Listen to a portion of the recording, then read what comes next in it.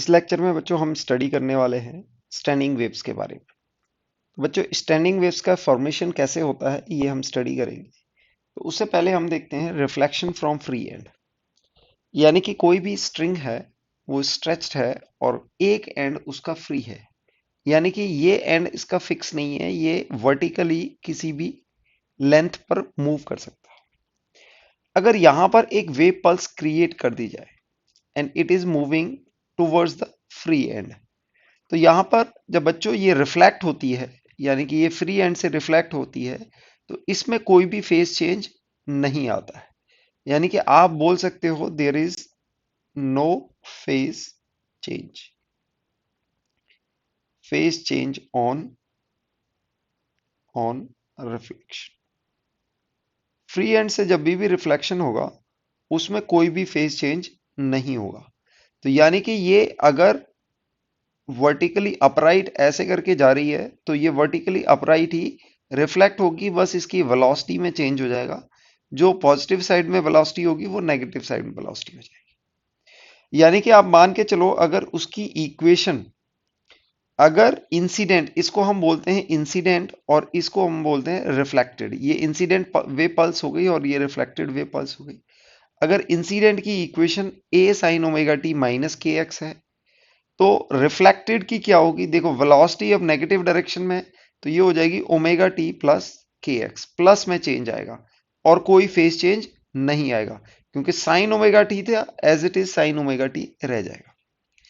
But अगर ये reflection free end से ना होके फिक्स्ड एंड से हो, यानी कि रोप को आपने दूसरे एंड से भी फिक्स कर दिया है, अब आप देखेंगे इस पॉइंट का मोशन फिक्स्ड है, यानी कि ये इस पॉइंट का मोशन रिस्ट्रिक्टेड है, अब ये मूव नहीं कर सकता वर्टिकल डायरेक्शन में। तो जब इसमें इंसिडेंट वेव आती है तो रिफ्लेक्ट होते हुए ये इन्वर्ट, यानी कि इसका phase change, there is a phase change of, आप इसमें लिख सकते हैं फेज चेंज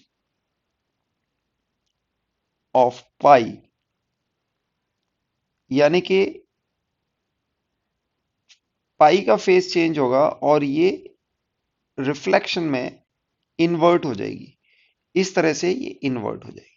तो आने वाली इक्वेशन इंसिडेंट वेव, ये इक्वेशन अगर हम मान के चलें ए साइन ओमेगा टी माइनस के एक्स, तो रिफ्लेक्टेड होने पर अब यहां पर पाई का फेस चेंज हो जाएगा, तो आप इसको लिखोगे ए साइन ओमेगा टी माइनस के एक्स प्लस पाई, ये हो जाएगा। अब पाई को, ये थीटा प्लस पाई अगर साइन में लिखते हैं तो वो क्या हो जाता है? माइनस साइन थीटा हो जाता है।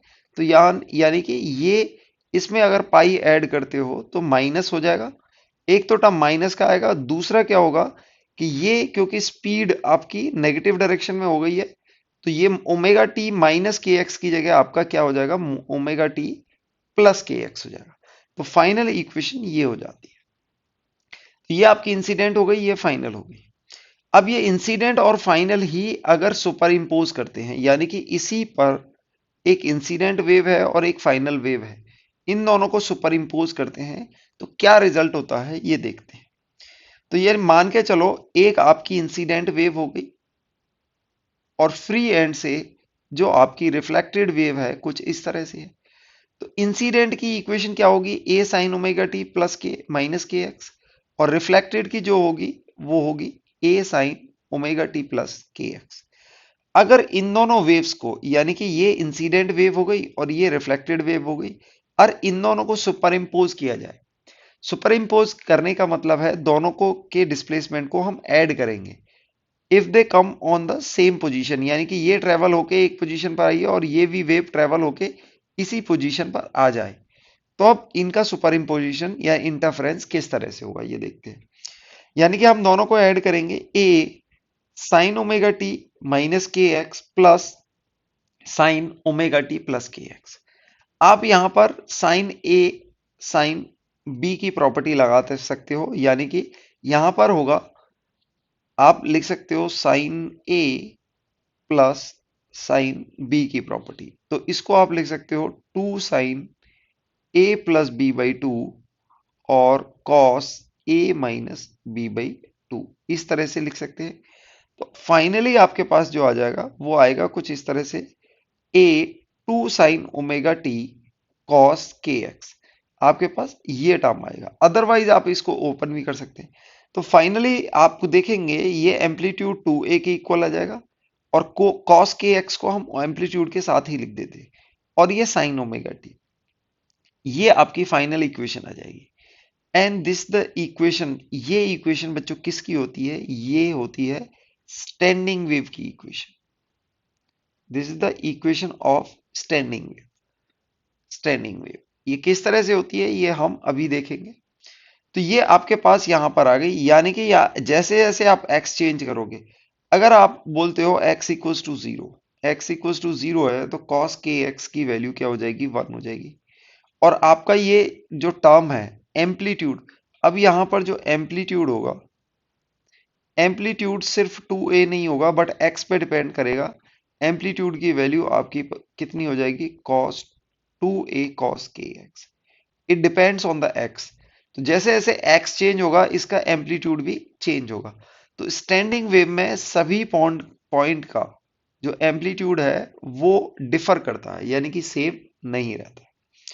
फॉर एग्जाम्पल हमने दूसरा दिया था कि अगर रिजिड सपोर्ट से रिफ्लेक्ट हो, यानी कि एक इंसिडेंट वेव ये हो और रिफ्लेक्टेड वेव ये हो, और ये इन दोनों का सुपर इम्पोजिशन किया जाए, तो पहली वेव हो जाएगी साइन ओमेगा टी प्लस के एक्स, और दूसरी वेव हो जाएगी साइन ओमेगा टी माइनस के एक्स।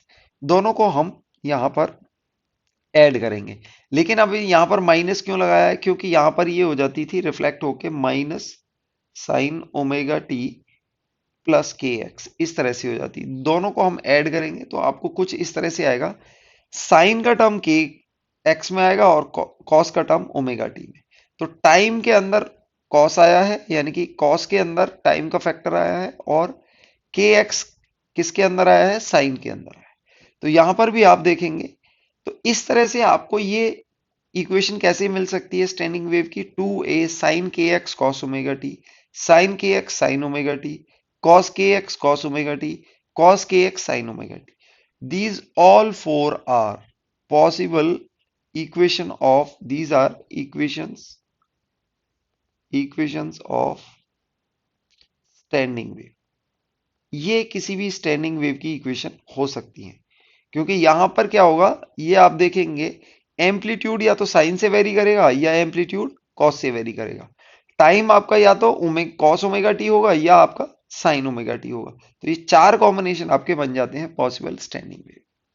स्टैंडिंग वेव में होता क्या है कि हर पॉइंट का, यानी कि अगर आप मान के चलें कि ये आपकी इक्वेशन है, तो जैसे ही x इक्वल टू जीरो इसमें रखेंगे तो एम्पलीट्यूड की वैल्यू होगी 2a साइन के एक्स, यानी कि यहां पर के एक्स ये जीरो आ गया। तो एम्पलीट्यूड आपका x इक्वल टू जीरो पर आपका एम्पलीट्यूड की वैल्यू जीरो होगी, चाहे टाइम कुछ भी हो। यानी कि एम्पलीट्यूड आपका जीरो हो चुका है, आपका टाइम कुछ भी हो, ये हमेशा इसका एम्पलीट्यूड जीरो ही रहेगा। तो इस तरह आपको ये पॉइंट्स, कुछ एक पॉइंट्स मिल जाएंगे, ये पॉइंट्स मिल जाएंगे जिनका आपको क्या मिलेगा? इनका amplitude, these are the points, ये पॉइंट्स मिल जाएंगे जिनका एम्पलीट्यूड क्या होता है? इनका एम्पलीट्यूड जीरो होता है, और इनको हम कॉल करते हैं nodes. These are the nodes, इनको सभी को हम कॉल करते हैं नोड्स, जिनका एम्पलीट्यूड क्या होता है? Amplitude equal to zero. और जिनका एम्पलीट्यूड मैक्सिमम होता है उनको हम कॉल करते हैं antinodes. These are antinodes. इनका एम्पलीट्यूड जो होगा ये मैक्सिमम होगा। तो आप देख रहे हैं इस पॉइंट का एम्पलीट्यूड सिर्फ इतना होगा, और इंक्रीज होगा और इंक्रीज होगा। इस पॉइंट का एम्पलीट्यूड मैक्सिमम होगा, इस पॉइंट का एम्पलीट्यूड मिनिमम होगा। तो हर पॉइंट का एम्पलीट्यूड डिफर होता है, तो ये इस तरह से ऑसिलेट करती है। तो कुछ पार्टिकल इस तरह से होंगे, कुछ पार्टिकल इस तरह से होंगे, कुछ पार्टिकल ऐसे होंगे। दूसरे में क्या होगा कि ये पार्टिकल जब नीचे आ जाएंगे ये पार्टिकल ऐसे होंगे, ये ऑसिलेट कर दे। किसी भी टाइम पर हो सकता है आपको ये स्ट्रिंग कुछ इस तरह से भी मिले, स्ट्रिंग ऐसे भी मिले। थोड़े टाइम के बाद आप देखेंगे कि स्ट्रिंग हो सकता है इस तरह से भी मिले।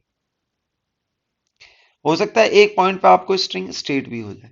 तो यानी कि ये पार्टिकल सभी अपने मैक्सिमम एम्पलीट्यूड पर एक साथ जाते हैं, और मिनिमम एम्पलीट्यूड पर भी एक साथ ही आते हैं। तो यहां पर क्या होता है? एनर्जी यहीं ऑसिलेट करती है, यहां पर एनर्जी एक लूप से दूसरे लूप में ट्रांसफर नहीं होती। तो यह स्टैंडिंग वेव में क्या होता है बच्चों, waves remain stationery between two boundaries, जो नोड्स की बाउंड्री है उसमें ये स्टेशनरी रहती है। Amplitude of all points is different, यानी कि डिफरेंट पॉइंट्स का एम्पलीट्यूड डिफरेंट हो सकता है, जो कि ट्रैवलिंग वेव में क्या होता था, हर पॉइंट का जो एम्पलीट्यूड है वो सेम होता था, यानी कि मैक्सिमम डिस्प्लेसमेंट हमेशा सेम रहेगा। Two particles at any moment are in phase और आउट ऑफ फेज। अगर आप स्टैंडिंग वेव को देखेंगे, स्टैंडिंग वेव को अगर आप ध्यान से देखेंगे तो स्टैंडिंग वेव का फॉर्मेशन कुछ इस तरह से होगा, इस तरह से होगा। तो यहां पर अगर पार्टिकल पॉजिटिव एम्पलीट्यूड में है, यहां पर नेगेटिव में है, यहां पर पॉजिटिव में, तो ये सारे पार्टिकल सेम फेज में होंगे, और ये सारे पार्टिकल इन दोनों सेम फेज होंगे, यानी कि सबके अंदर जो फेज डिफरेंस होगा वो या तो 2 पाई का हो, और यहां पर ये देखेंगे अपोजिट फेज में होंगे, तो इनको बोलते हैं out of phase. Opposite phase में क्या होता है कि ये मैक्सिमम एम्पलीट्यूड पर होंगे, तो ये आपने मिनिमम एम्पलीट्यूड में, ये पार्टिकल नीचे आ रहे होंगे और ये पार्टिकल कहाँ, ऊपर जा रहे होंगे, तो इनको बोलते हैं हम आउट ऑफ फेज। तो कोई भी दो पार्टिकल कंसीडर करोगे तो या तो ये इन फेज होंगे या फिर आउट ऑफ फेज होंगे, और कोई कंडीशन नहीं होती है। तो एनर्जी जो ऑसिलेट होती है बिटवीन नोड्स, यानी कि ये नोड्स हैं, इनके बीच में एनर्जी ऑसिलेट होती है, एक लूप से एनर्जी दूसरे लूप में ट्रांसफर नहीं होती है। स्टेशनरी वेव इन स्ट्रिंग, यानी कि वेव्स के अंदर स्टेशनरी वेव कैसे फॉर्म होती है, जैसे स्ट्रिंग के अंदर स्टेशनरी वेव कैसे फॉर्म। तो यहां पर दो कंडीशन हम करेंगे, when string is fixed from both है। अगर ये आपकी स्ट्रिंग दोनों एंड पर फिक्स है और स्ट्रिंग की लेंथ क्या है, एल, इसके अंदर टेंशन टी मान लेते हैं, tension is the T, T is the tension हमने मान लिया। तो बच्चों यहां पर आप देखेंगे कि यहां पर जो मिनिमम फ्रिक्वेंसी होती है, मिनिमम फ्रिक्वेंसी होती है, वो मिनिमम फ्रिक्वेंसी में क्या होता है कि आप यहां पर देखेंगे कि ये दोनों एंड पर फिक्स है, तो दोनों एंड पर जहां पर फिक्स है ये नोड होना चाहिए और ये भी नोड होना चाहिए, ये भी नोड होना चाहिए और ये भी नोड होना चाहिए। तो नोड और नोड, यानी कि आप देखेंगे हमारी वेवलेंथ कुछ ऐसी होती है। तो ये पॉइंट अगर नोड है, ये पॉइंट अगर नोड है, तो दो नोड का बीच का डिस्टेंस कितना होगा, यानी कि लैम्डा बाई टू, यानी कि वेवलेंथ बाई टू होगा। तो हम यहां पर देख सकते हैं कि यहां पर मैक्सिमम वेवलेंथ क्या हो सकती है, मैक्सिमम लैम्डा की वैल्यू हमारे पास कितनी हो सकती है, ये एल के बराबर आ सकती है। सॉरी, यहां पर मैक्सिमम लैम्डा के लिए हम कह सकते हैं कि लैम्डा बाई टू, यानी कि दोनों नोड्स के बीच में जो डिस्टेंस है वो क्या होगा, लैम्डा बाई टू, और वो किसके बराबर हो सकता है, एल के बराबर हो सकता है। तो हमारी मैक्सिमम वेवलेंथ, जो मैक्सिमम वेवलेंथ हो सकती है वो 2L के बराबर हो सकती है। तो जब हमारी वेवलेंथ मैक्सिमम होती है तो हमारी फ्रीक्वेंसी मिनिमम होती है, क्योंकि आपको ये याद होगा lambda f equals to v. तो वेलोसिटी तो टेंशन पर और इसके मास पर यूनिट लेंथ पर डिपेंड करेगी। तो जब हमने मैक्सिमम लैम्डा ले लिया तो आपकी फ्रीक्वेंसी क्या हो जाएगी, मिनिमम हो जाएगी, क्योंकि speed of wave in the string is constant. तो जब आपकी लैम्डा मैक्सिमम होगी तो फ्रीक्वेंसी मिनिमम होगी। तो लैम्डा मैक्सिमम के corresponding lambda maximum which is equal to 2L, इसके करस्पॉन्डिंग जो फ्रीक्वेंसी आती है उसको हम बोलते हैं फंडामेंटल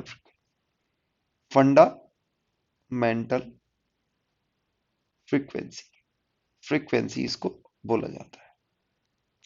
अब बच्चों वो फंडामेंटल फ्रीक्वेंसी कितनी होगी, फंडामेंटल फ्रीक्वेंसी को निकालने के लिए आप देखेंगे कि आपकी वेवलेंथ तो 2L आ गई है, तो फंडामेंटल फ्रीक्वेंसी को हम लिख सकते हैं V बाई लैम्डा, और V बाई लैम्डा की वैल्यू आप देखेंगे इसको F नॉट से भी रिप्रेजेंट करते हैं, F not is given by V upon 2L, इस तरह से आ जाएगी। तो ये आपकी क्या हो जाएगी, फंडामेंटल फ्रीक्वेंसी। आप इसको अगर V को रूट टी बाई म्यू भी लिख सकते हैं, तो आपके पास F नॉट की वैल्यू क्या हो जाएगी, that is 1/2L root t by mu, and this is nothing but fundamental frequency.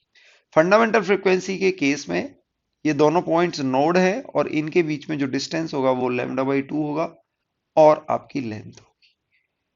Next बच्चों, इसमें हार्मोनिक फ्रीक्वेंसी यानी कि ये कौन सी ऐसी फ्रीक्वेंसी पॉसिबल है जो हमारे फिक्स्ड एंड नोड बन जाए।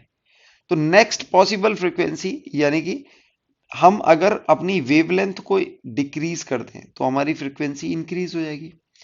तो आप देखेंगे कि नोड और नोड की पॉसिबिलिटी एक इस तरह से आ सकती है कि ये पॉइंट नोड बने, फिर बीच में एक नोड आ जाए और फिर ये एक नोड बने। यानी कि एक कंडीशन तो आपकी ये थी और दूसरी कंडीशन ये बन सकती है। दूसरी कंडीशन में आप देखोगे कि आपका ये जो लैम्डा है, this is lambda by two and this is also lambda by two. Now अब आपकी क्या हो जाएगी, lambda by two plus lambda by two ये किसके बराबर हो जाएगी, एल के बराबर हो जाएगी। ओके, तो यहां पर जो आपकी फ्रीक्वेंसी होगी, फ्रीक्वेंसी को आप v बाई लेमडा लिख सकते हैं, और इस केस में ये आपकी हो जाएगी v by two L, sorry v by L, ये फ्रीक्वेंसी हो जाएगी। तो आप अगर इसको गौर से देखेंगे तो ये frequency twice of F not हो जाएगी। तो यानी कि अगर यहाँ पर टू और टू से मल्टीप्लाई करें तो ये आपकी फंडामेंटल फ्रीक्वेंसी की, उसको टू से मल्टीप्लाई करेंगे तो ये एफ के बराबर आ जाएगी। इस फ्रीक्वेंसी को बच्चों क्या बोलते हैं, इसको बोलते हैं, क्योंकि एफ नॉट के सेकंड मल्टीपल की है तो इसको बोलते हैं सेकंड हार्मोनिक, सेकंड हार्मोनिक। और क्योंकि ये फंडामेंटल फ्रीक्वेंसी से नेक्स्ट फ्रीक्वेंसी है तो इसको बोलते हैं first overtone, first overtone. यानी कि फंडामेंटल फ्रीक्वेंसी के बाद जो रेजोनेटिंग, यानी कि अगर ये फ्रीक्वेंसी होगी तो स्टैंडिंग वेव फॉर्मेशन पॉसिबल होगा। नेक्स्ट उसके बाद बच्चों क्या कर सकते हैं कि ये नोड हो और ये नोड हो तो इसके मिड में दो नोड आ जाएं, ये हो सकता है। तो आप देखेंगे कि यहां पर जो लेंथ है, this is lambda by two and this is also lambda by two, this is also lambda by two. तो आप बोल सकते हो three lambda by two equals to L. तो लेमडा की value two L by three होगी। तो आपके पास जो नेक्स्ट फ्रीक्वेंसी आएगी वो हो जाएगी, यानी कि v by lambda which is equal to three v by two L. और आप इसको गौर से देखेंगे तो ये थ्री एफ नॉट के बराबर होगी। इसको बोलते हैं बच्चों थर्ड हार्मोनिक,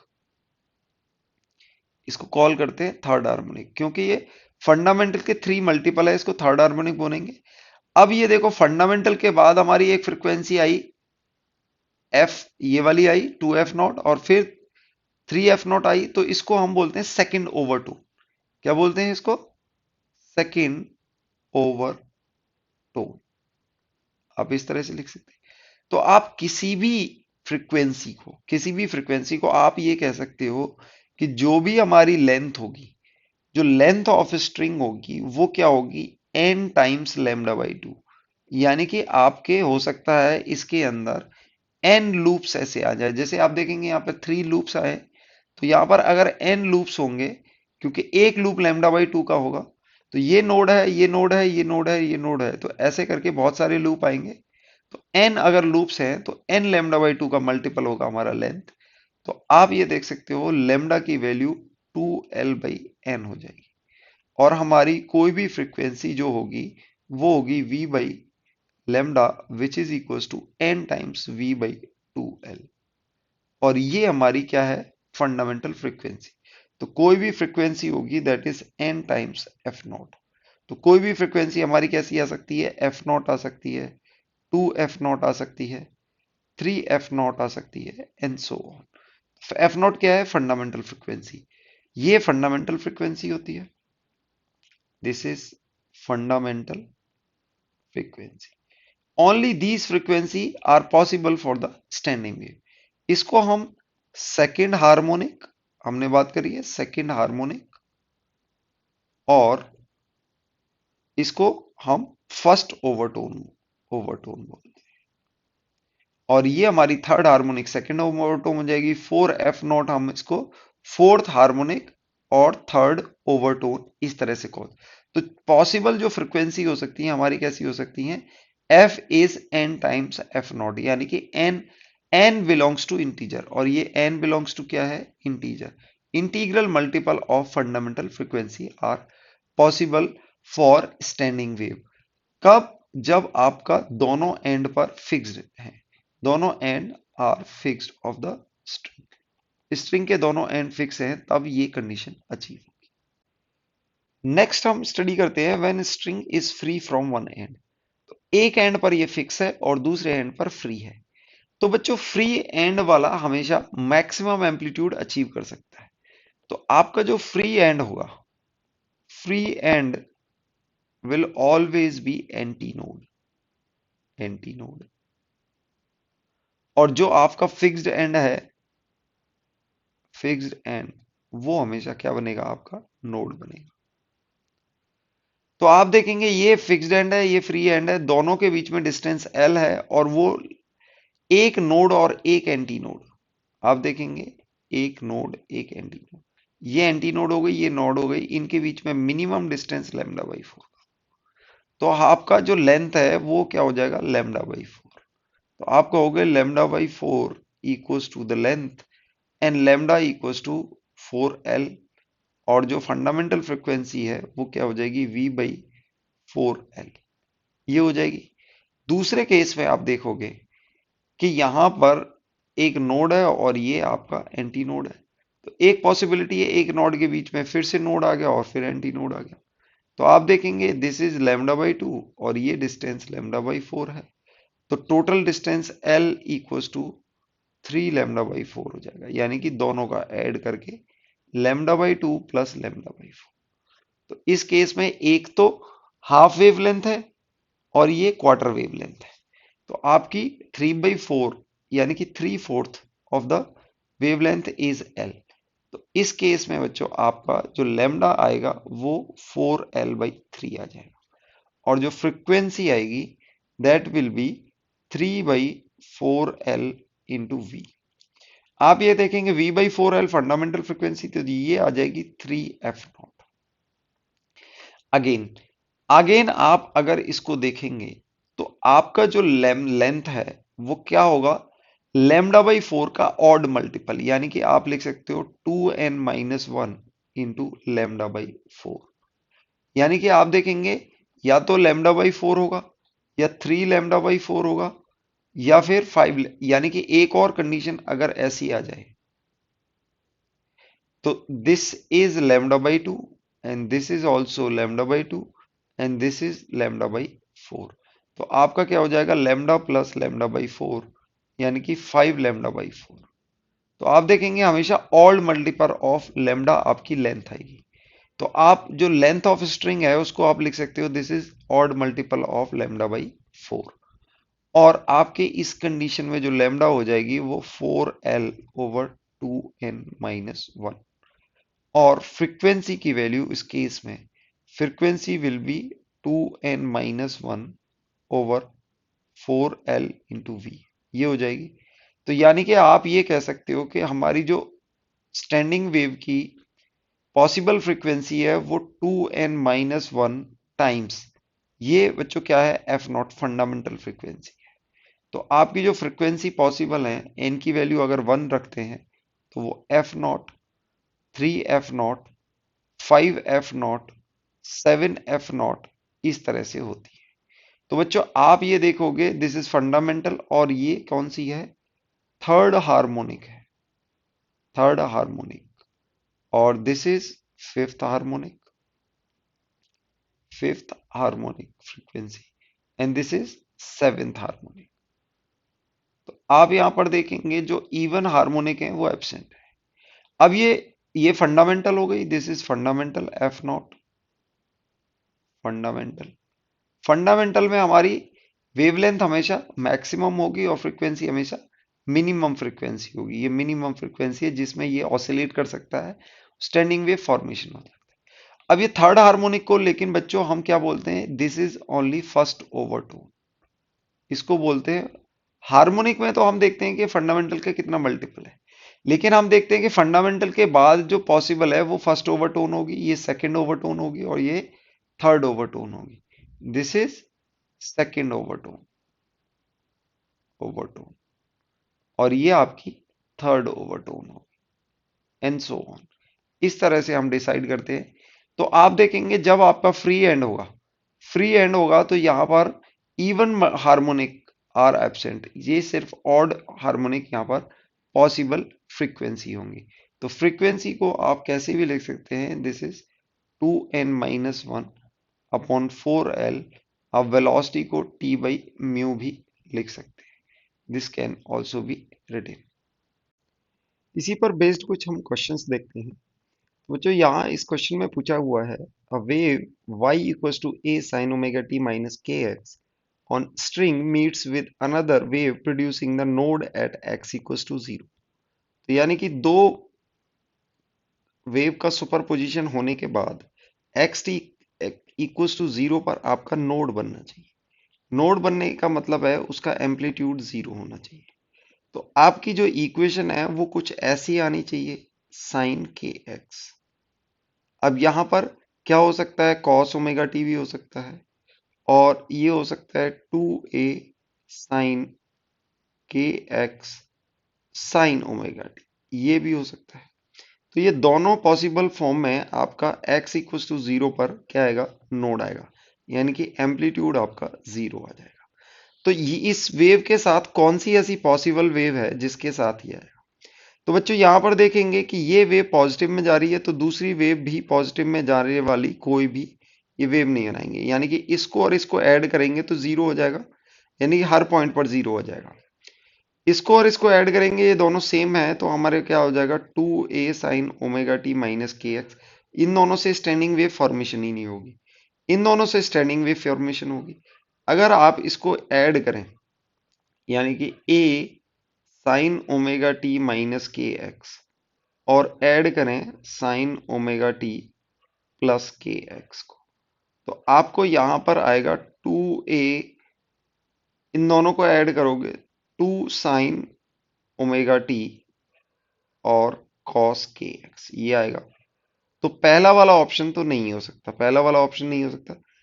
बी ऑप्शन में आप अगर देखोगे, ये ए ऑप्शन में देखा था, बी ऑप्शन में ये क्या हो जाएगा 2a, यानी कि यहां पर माइनस करेंगे तो एक होगा आपका, आप इसको देखें साइन ओमेगा टी माइनस के एक्स और minus sign omega t plus के एक्स। तो दोनों को ऐड करोगे तो आपको क्या मिल जाएगा, यहां पर एक आ जाएगा साइन के एक्स और एक आ जाएगा कॉस ओमेगा टी। तो बी को अगर आप ऐड करोगे, बी को अगर आप ऐड करोगे इसमें, तो आपको यहाँ पर इस तरह की फॉर्मेशन आपको दिख जाएगी और एम्पलीट्यूड यहाँ पर 0 हो जाएगा। तो यहाँ पर पॉसिबल आंसर होगा आपका ओनली बी। नेक्स्ट क्वेश्चन बच्चों यहाँ पर देखो, यहाँ पर दिया हुआ है 10, यानी कि लेंथ दिया हुआ है 10 metre, long stretch string, the string vibrates in 5 segments. 5 segment दे रखे हैं बच्चों, आपको 5 सेगमेंट्स दे रखे हैं, 1 2 3 4 एंड 5, ऐसे 5 सेगमेंट्स दे रखे हैं। And velocity is given as 20 metre per second. तो फ्रीक्वेंसी पूछी हुई है। तो बच्चों अगर 5 सेगमेंट्स होंगे लेंथ में जो 10 मीटर की है, तो आप यहाँ पर एक सेगमेंट होता है लैम्डा बाई 2 का, क्योंकि ये नोड होगा और ये नोड होगा। तो आपकी जो लेंथ होगी वो होगी 5 लैम्डा बाई 2 की। तो लैम्डा की वैल्यू आपकी 2l/5 आ जाएगी, और फ्रीक्वेंसी की वैल्यू आप 5/2l इंटू इंटू वी, ये आ सकते हैं v बाई लेमडा में। तो v आपको गिवन है 5, v की वैल्यू आपको गिवन है that is 20 metre per second, और l की वैल्यू क्या है, l की वैल्यू 10 है, तो यहां पर हम 2 इंटू एल रख देंगे। तो ये आपके पास कितनी फ्रिक्वेंसी आ जाएगी, 5 हर्ट्ज आ जाएगी। तो आपका आंसर हो जाएगा यानी कि ए 5 हर्ट्ज। नेक्स्ट क्वेश्चन देखते हैं। नेक्स्ट क्वेश्चन में क्या दिया हुआ है, यहां पर दिया हुआ है standing wave having 3 nodes, 2 antinodes is formed between two atoms having distance 1.21 angstrom between them. The wavelength of standing wave, यानी कि आपको दो एटम के बीच का डिस्टेंस दिया हुआ है और यहां पर बोला हुआ है 3 नोड एंड 2 एंटी नोड। तो बच्चों एक नोड हो गई, एक और नोड हो गई और एक और नोड हो गई, तो दो एंटी नोड बन गई, ये एंटी नोड और ये एंटी नोड। तो ये डिस्टेंस, ये d किसके बराबर हो गया, यानी कि lambda by 2 plus lambda by 2। तो एक वेवलेंथ के बराबर डिस्टेंस हो जाएगा। तो जो डिस्टेंस है वही आपकी वेवलेंथ हो जाएगी, दैट इज 1.21 एंगस्ट्रॉम। तो आपका आंसर क्या आ जाएगा, यानी कि सी आपका ये आंसर होगा। जितनी आपकी वेवलेंथ है उतना ही आपका डिस्टेंस है। नेक्स्ट क्वेश्चन देखें। अच्छा क्वेश्चन है बच्चों, इसको ध्यान से देखें थोड़ा सा। A string is cut into three parts having fundamental frequencies n1, n2, n3 respectively. Then origin fundamental frequency is n related by the expression. यानी कि आपको ये क्वेश्चन में गिवन है कि कोई भी आपके पास लेंथ है और इसको तीन पोर्शन में कट कर दिया गया है, L1, L2, L3। इसकी फंडामेंटल फ्रीक्वेंसी है n1, इसकी फंडामेंटल फ्रीक्वेंसी है n2, इसकी फंडामेंटल फ्रीक्वेंसी है n, और original fundamental frequency n corresponding to length l। तो इनमें क्या रिलेशन होगा ये देखना है। तो बच्चों आप देखेंगे फंडामेंटल फ्रीक्वेंसी को हम लिख सकते हैं v बाई 2l, ऐसे हम लिख सकते हैं। तो ये फंडामेंटल फ्रीक्वेंसी हो गई, आप इसको n से भी रिप्रेजेंट कर सकते हैं। तो आप यहां पर l को लिख सकते हैं v अपॉन 2f, ये लिख सकते हैं फंडामेंटल। अब आपको एक रिलेशन पता है। अब दूसरा आप F1 को लिख सकते हैं V upon 2L1। L1 can be written as V upon 2F1, ऐसे लिख सकते हैं। ऐसे ही आपके पास L2 V बाई 2F2 आ जाएगा और L3 की वैल्यू V बाई 2F3 आ जाएगी। अब आपको पता है कि L1 plus L2 plus L3 ये किसके बराबर होंगे? L के बराबर होंगे। तो यहां से L1, L2, L3 की वैल्यू डालेंगे तो ये आ जाएगी V by 2F1 plus V by 2F2 plus V by 2F3 equals to V by 2F। ये रिलेशन आएगा। V बाई 2 पूरा कैंसिल करेंगे तो आपको मिल जाएगा 1 by F1 plus 1 by F2 plus 1 by F3 equals to 1 by F। अब इन्होंने F ना देके फ्रीक्वेंसी क्या दी हुई है? N दी हुई है। तो आप ध्यान से देखेंगे तो आपको ये सॉल्यूशन मिल जाएगा 1 by n equals to 1 by n1 plus 1 by n2 plus 1 by n3। तो ये आपका क्या हो जाएगा? This will be your answer. Next question बच्चों क्या दिया हुआ है? A string is stretch between fixed point separated 75 length, यानी कि लेंथ की वैल्यू आपको 75 सेंटीमीटर दी गई है। Observed to have a resonant frequency this and this. There is no resonant other frequency between these two. The lowest resonant frequency for this. यानी कि आपको ये 315 and 420 these are consecutive resonant frequency। तो मैं इसको क्या लिख सकता हूं? एन एफ नॉट लिख सकता हूं। और इसके बीच में कोई रेजोनेटिंग फ्रीक्वेंसी नहीं है, तो ये next resonating frequency n plus one f naught होगी। तो हमें क्या निकालना है? देखो, हम अगर यहां पर दोनों को माइनस करें, this is n plus one f naught minus n f naught, तो आपको सीधे एफ नॉट मिल जाएगी, यानी कि this is 420 minus 315 which will be equals to 105 hertz, which is this is equals to f. Easily आपका answer आ जाएगा, दैट इज 105 हर्ट्ज। आंसर हो जाएगा बी। नेक्स्ट बच्चों हमारा है सोनोमीटर। सोनोमीटर एक इंस्ट्रूमेंट होता है जिससे हम फंडामेंटल फ्रीक्वेंसी की स्टडी करते हैं। तो सोनोमीटर में क्या होता है? यहां पर बच्चों वायर होते हैं और यहां पर वायर पर क्या होता है? वेट हैंग करते हैं यहां पर। तो यानी कि इस वेट को अगर इंक्रीज करें तो यहां पर tension tension can be changed.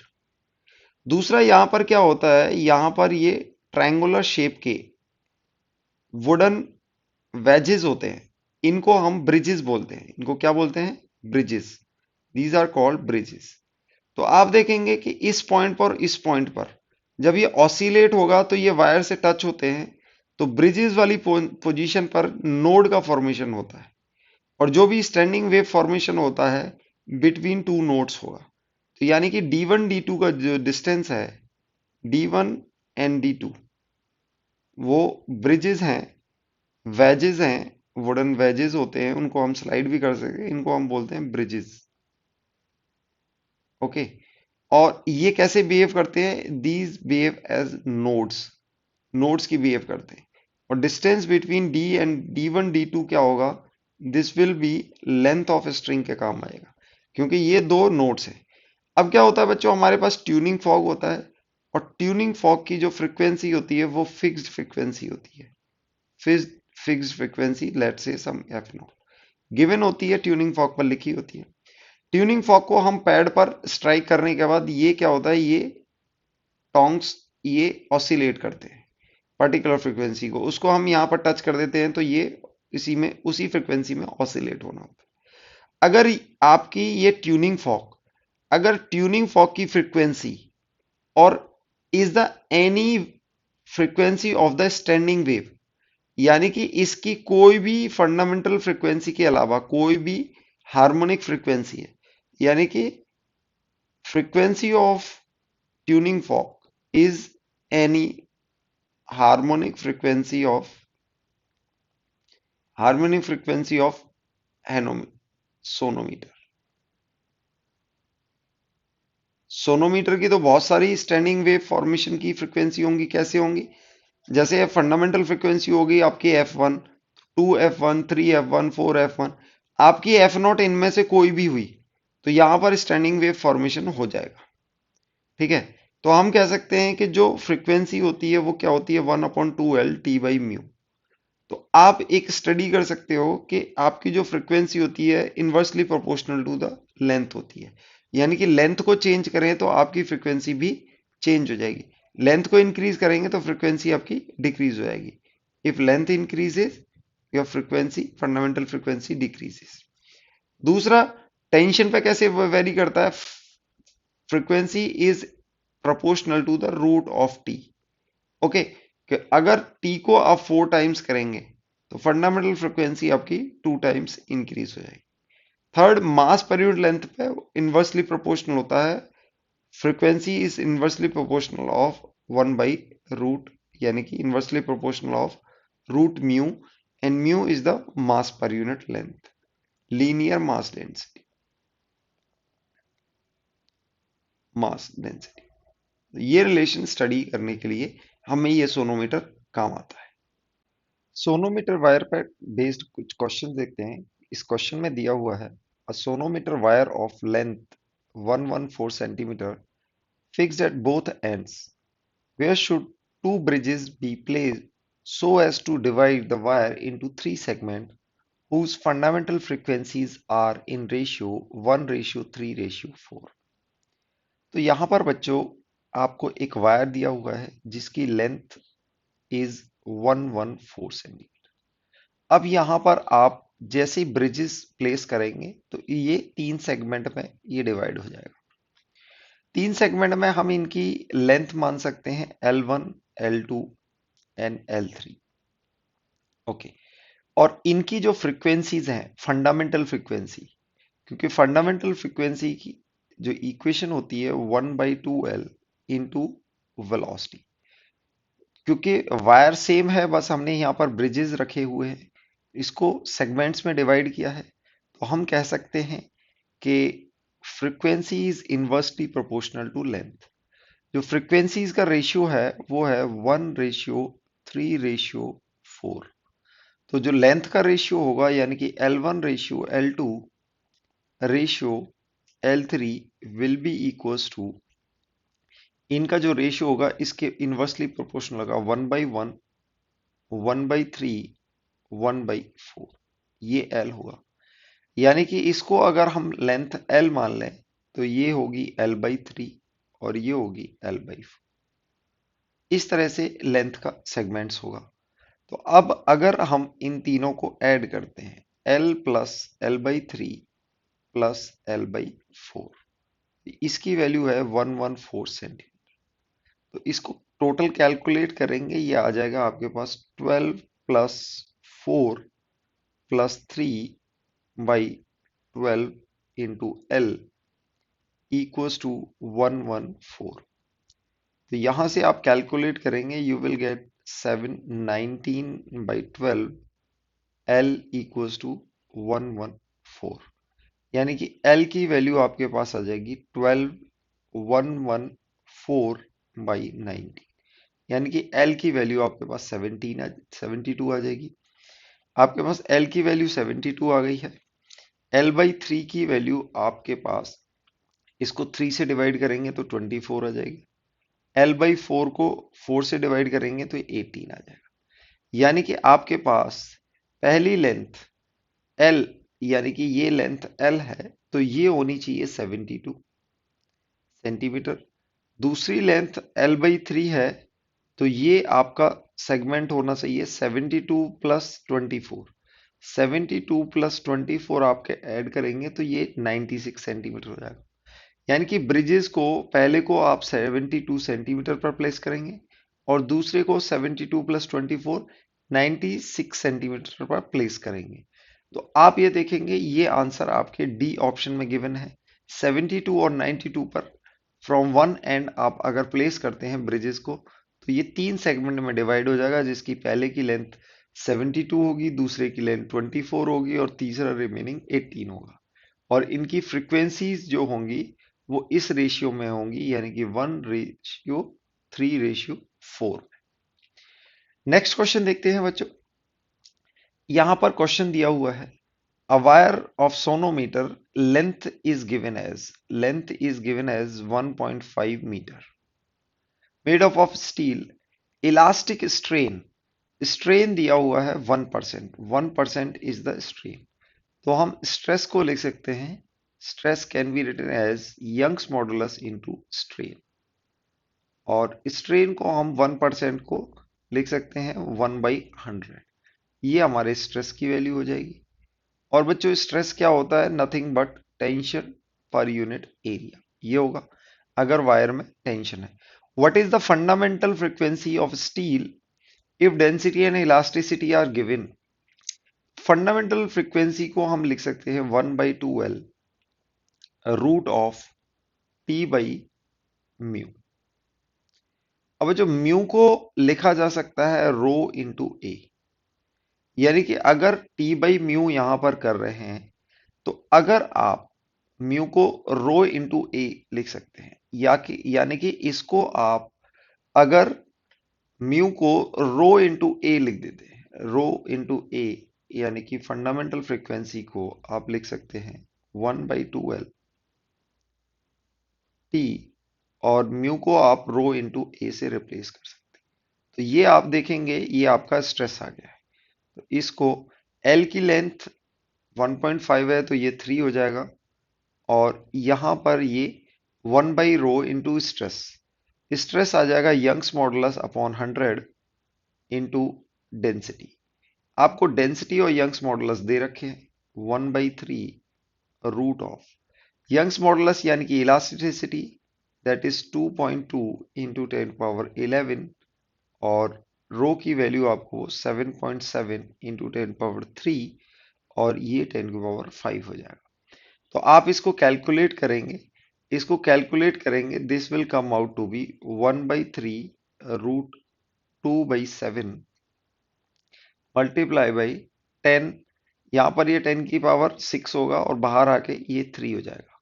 इसको आप कैलकुलेट करेंगे, this will come out to be approx 178। तो आपका आंसर नियरेस्ट होगा बी, यानी कि 178.2 हर्ट्ज। तो इस तरह से आप इसका आंसर निकाल लेंगे। Next we'll study about the tuning fork. बच्चों ट्यूनिंग फॉर्क जो होती है, इसकी हमने पहले भी बात करी कि इसकी फ्रीक्वेंसी फिक्स होती है, फिक्स फ्रीक्वेंसी होती है और गिवन होती है। तो बच्चों ट्यूनिंग फॉर्क पे दो प्रोसेस किए जाते हैं, फाइलिंग, यानी कि इसके जो ये दिए होते हैं प्रॉन्ग्स, यानी कि इसको आप रब करते हैं और इस पर इसका वेट कम हो जाता है, तो फाइलिंग करने से फ्रीक्वेंसी इंक्रीज हो जाती है। जब भी वे फाइलिंग करेंगे, यानी कि वेट आप रब करके वेट कम कर देते हो, वेट को रिड्यूस कर देते हो, फ्रीक्वेंसी इंक्रीज हो जाती है, यानी कि वेट को रिड्यूस कर देते हो, यानी कि इसको लाइट कर देते हो आप। ओके, लाइट करने से इसकी फ्रीक्वेंसी रिड्यूस हो जाती है। वैक्सिंग का मतलब है कि यहाँ पर साइड में वैक्स पुट कर देते हो। वैक्स पुट करने से क्या होता है, फ्रीक्वेंसी इसकी डिक्रीज हो जाती है, वेट इसका इंक्रीज हो जाता है, और इसको थोड़ा सा हैवियर साइड में हैवी कर देते हैं हम। हैवी करने से इसकी फ्रीक्वेंसी क्या हो जाती है, डिक्रीज हो जाती है। देन द बीट फ्रीक्वेंसी, अगर दो आपको ट्यूनिंग फॉर्क दे रखी हैं, ट्यूनिंग फॉर्क जिसकी फ्रीक्वेंसी हम ट्यूनिंग फॉर्क की फ्रीक्वेंसी हम इसकी लिख सकते हैं लेट से इसकी फ्रीक्वेंसी f1 है। इसको हम डिटेल में जब साउंड वेव्स पढ़ेंगे तो इसको स्टडी करेंगे तो बीट फ्रीक्वेंसी क्या आती है। फॉर द टाइम बीइंग हम ये मान लेते हैं कि जो बीट फ्रीक्वेंसी होती है, बीट फ्रीक्वेंसी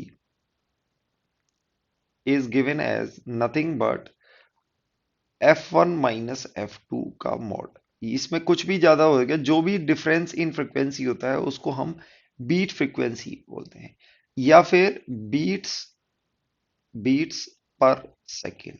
एक सेकेंड में कितनी बीट्स हैं, that is called the beats frequency. और ये आप दोनों दो अगर आपको दो फ्रीक्वेंसीज दी गई हैं तो आप दोनों का जो फ्रीक्वेंसीज का डिफरेंस होता है उनको बीट फ्रीक्वेंसी बोलते हैं। अभी हम ये मान लेंगे और इसको डिटेल में हम साउंड वेव में स्टडी करेंगे कि व्हाट एक्चुअली बीट इज।